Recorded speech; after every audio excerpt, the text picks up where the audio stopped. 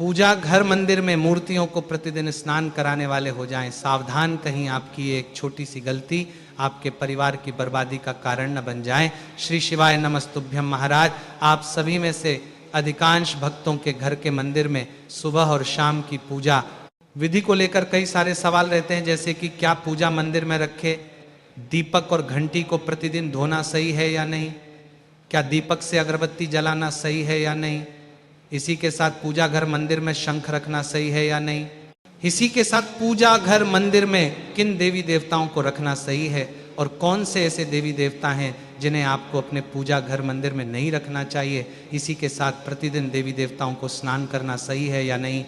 साथ ही कई भक्तों का सवाल रहता है कि गुरुजी समय बहुत ही कम मिल पाता है, तो पूजा का सरल तरीका कौन सा रहता है जिससे कि भगवान हमसे हमेशा प्रसन्न रहे, और पूजा मंदिर में किन किन बातों का ध्यान रखना चाहिए और किन किन चीज़ों को पूजा मंदिर में अवश्य रखना चाहिए।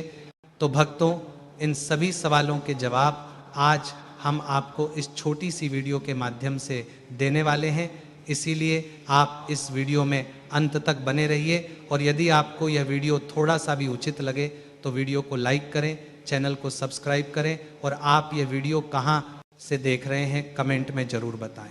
तो भक्तों, सबसे पहले तो मान लीजिए कि आपके पास मात्र एक ही कमरा है, यानी कि आपका घर छोटा है या आप किराए के मकान में रहते हैं, और ऐसे में आपको इस कमरे में पूजा मंदिर भी रखना है, तो आपको मात्र ये 5 देवी देवता अपने पूजा मंदिर में रखना है, यानी कि इन 5 देवी देवताओं की फोटो या प्रतिमा आपको अपने पूजा मंदिर में रखना है। सर्वप्रथम गणेश जी, शिव जी, विष्णु जी, माता लक्ष्मी और हनुमान जी, या सूर्य भगवान की फोटो भी आप रख सकते हैं।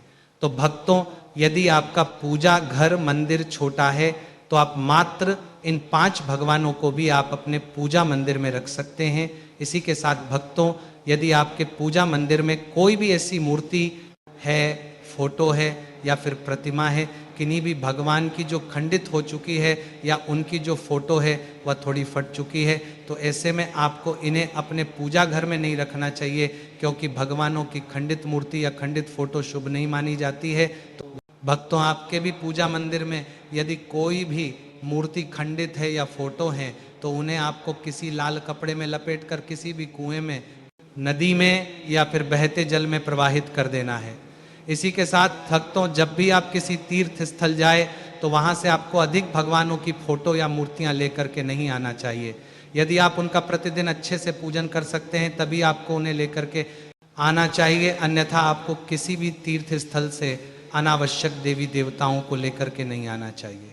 अब भक्तों, कई लोगों का सवाल रहता है कि गुरुजी, प्रतिदिन का पूजन किस तरह से करना चाहिए जिससे कि हमें पूजा का संपूर्ण फल मिल सके।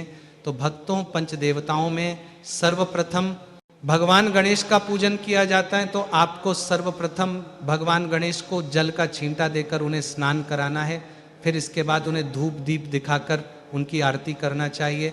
अब भक्तों, कई लोगों के पूजा मंदिर में शिवलिंग और लड्डू गोपाल जी भी होते हैं, यानी कि भक्तों जिनका घर थोड़ा सा बड़ा होता है, कमरे अधिक होते हैं, यानी कि पूजा मंदिर बड़ा होता है, तो उन्हें अपने पूजा मंदिर पंच देवताओं की स्थापना तो करनी ही चाहिए।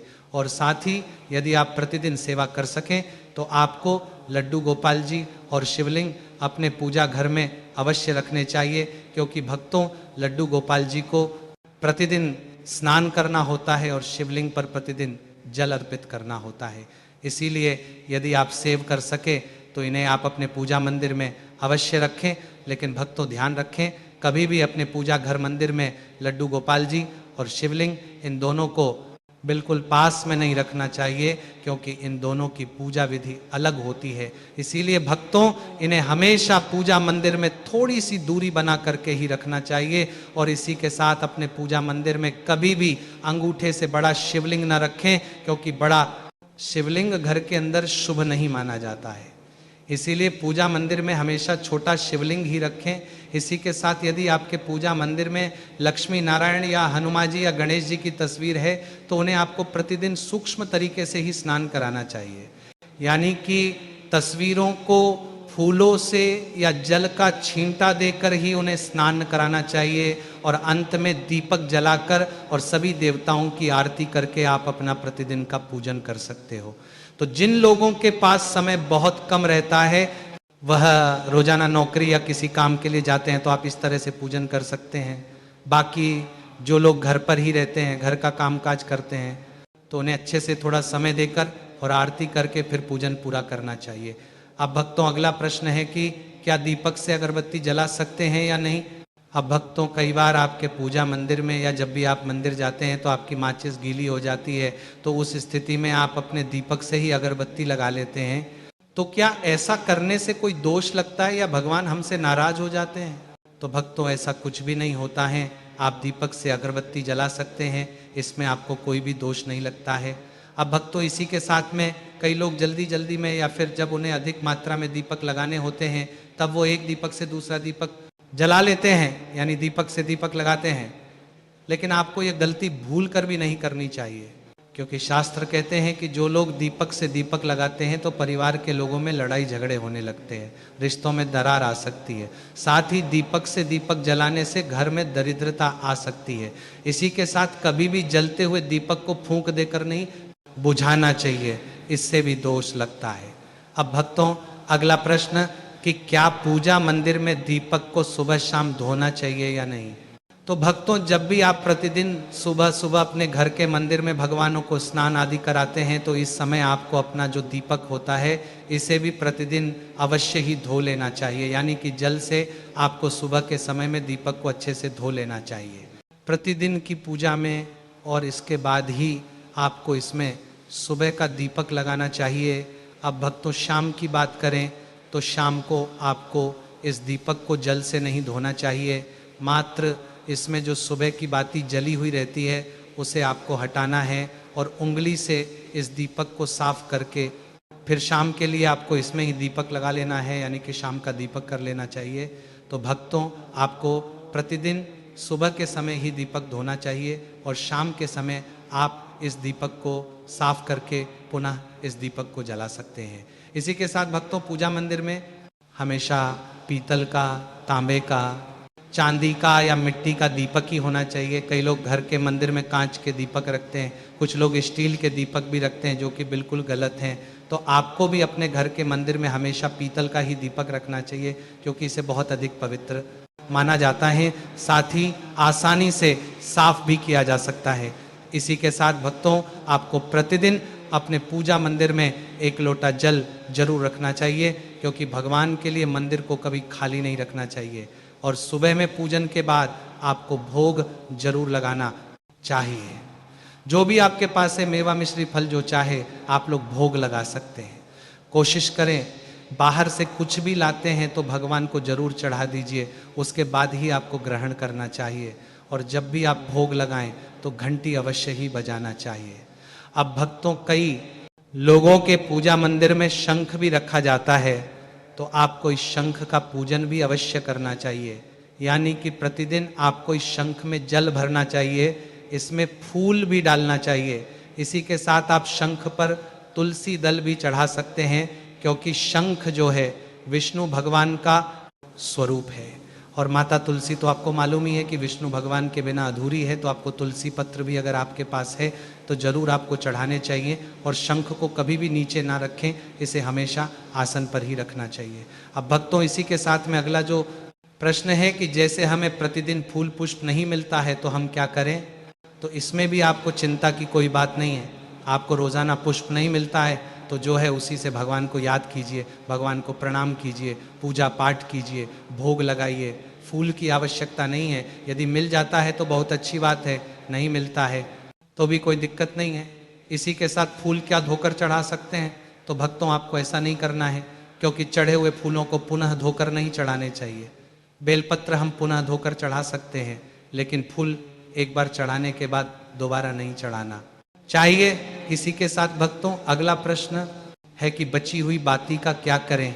तो भक्तों, बची हुई बाती को आपको किसी भी एक पात्र में इकट्ठा करना है, और जब बहुत सारी जली हुई या बची हुई बातियां हो जाती हैं तो आपको इन्हें जला देना चाहिए। इसी के साथ कई भक्तों का सवाल रहता है कि क्या गुरुजी हमें सभी देवताओं के लिए अलग अलग भोग लगाना चाहिए या फिर सभी के लिए एक ही भोग लगाना चाहिए। तो देखिए जैसे कि कुछ खास दिन हो, कोई पर्व हो, व्रत हो, तब आप तुलसी पत्र के साथ विष्णु भगवान के लिए, हनुमान जी के लिए अलग से आप लोग पूर्णिमा के दिन, एकादशी के दिन लगा सकते हैं। बाकी दिन आप सभी देवी देवताओं के नाम से एक जगह थोड़ी सी मिश्री का भोग भी लगा सकते हैं। और कभी भी मूर्तियों को स्नान कराने की जरूरत नहीं है। केवल मान लीजिए शिवलिंग है या लड्डू गोपाल जी हैं, शालिग्राम जी हैं, तब उनका अभिषेक करना जरूरी है, स्नान कराना जरूरी है, शिवलिंग को अभिषेक करना जरूरी है। तो इसीलिए आपको प्रतिदिन शिवलिंग पर जल जरूर चढ़ाना है। एकदम साधारण विधि से हमें पूजा करनी है और उसके बाद से भगवान को भोग में जो भी आपके पास है यथाशक्ति आप मिश्री का भोग भी लगा सकते हैं। इसके बाद अगला प्रश्न है कि एक ही रूम यानी कि कमरा है तो क्या मंदिर रख सकते हैं? तो महाराज रख सकते हैं, क्योंकि बिना मंदिर का घर नहीं होता है।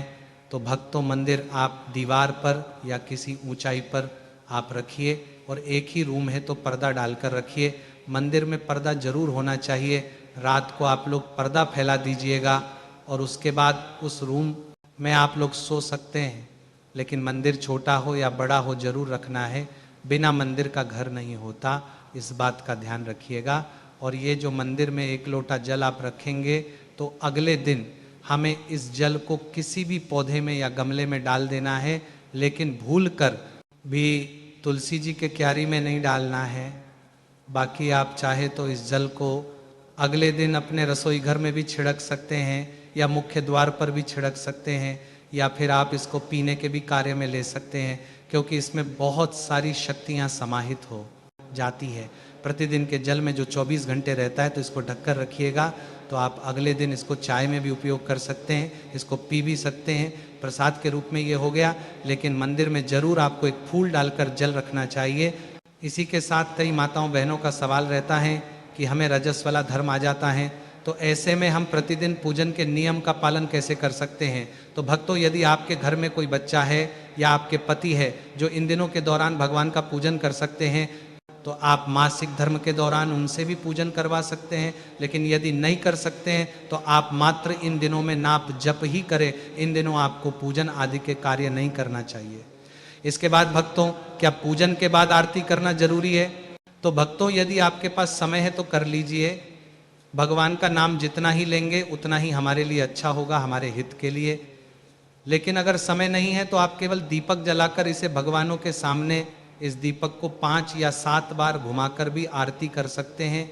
और चाहे तो ओम जय जगदीश हरे ये आरती भी गा सकते हैं। यदि आपके पास समय है भक्तों, इस प्रकार से आपको भी प्रतिदिन की पूजा में इन छोटी छोटी बातों का ध्यान अवश्य रखना चाहिए। और साथ ही आप ये वीडियो कहाँ से देख रहे हैं कमेंट में जरूर बताएं। धन्यवाद।